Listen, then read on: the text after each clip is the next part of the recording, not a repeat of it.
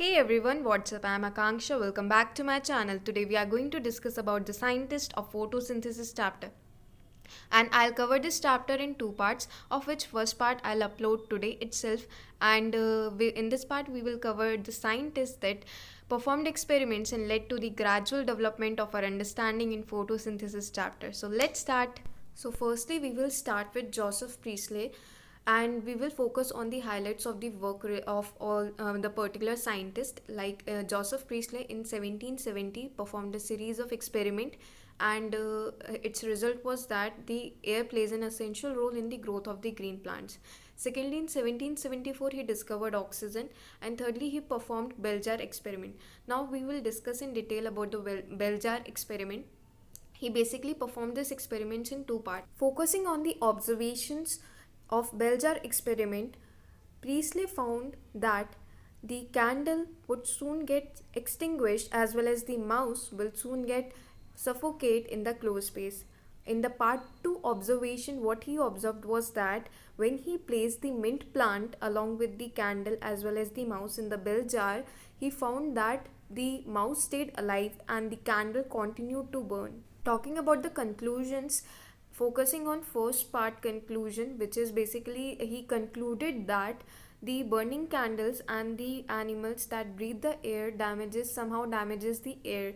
And second part conclusion was that the plants restore whatever the burning candles and the animals remove. Our second scientist is Jan Ingenhousz.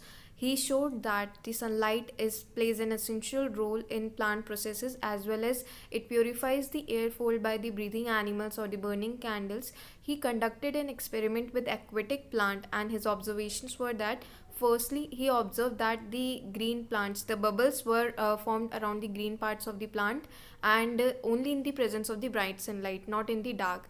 And secondly he observed that those bubbles were of oxygen, and thirdly only the green plants parts of the plant are capable of forming evolving that oxygen.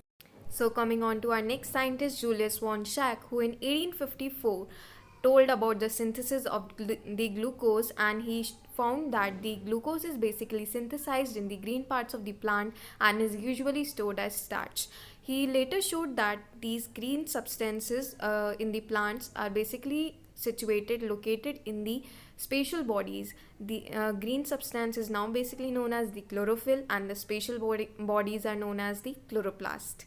So guys, if you have seen my yesterday's video, then you must be aware that which technique Julius von Schack has demonstrated for the first time in 1860. So guys, if you need to memorize anything easily, try to convert whatever you read into diagram or flowchart form.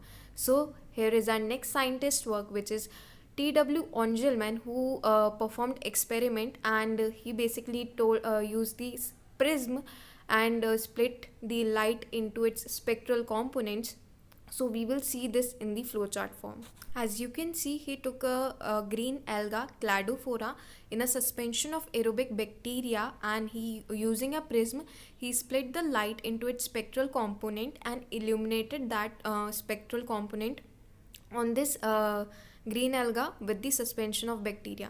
Now what was the use of bacteria in this case? Bacteria basically was used to detect the areas of oxygen evolution.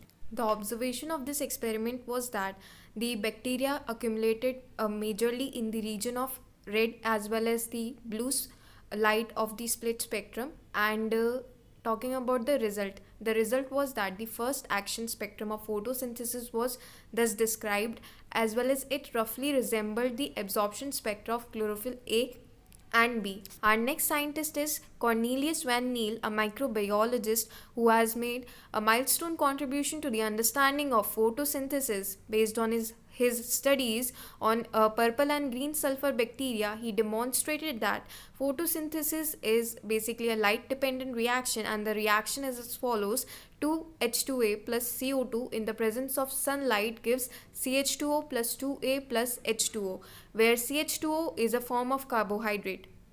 Cornelius van Niel also inferred that the oxygen is evolved from water and not from carbon dioxide, and this was later proved by using radioisotopic techniques, which was performed by Reuben and Kamen. Coming on to our last part of today's video, Blackman's law of limiting factor. It was given in 1905. It states that if a chemical reaction is affected by more than one factor, then the factor which is basically nearest to its minimal concentration determines the rate, and it is the factor which directly affects the process if its quantity is changed. So guys, this was all for today. I hope you liked the video. Subscribe my channel Akanksha's Vision, and let's meet in the next video. Bye.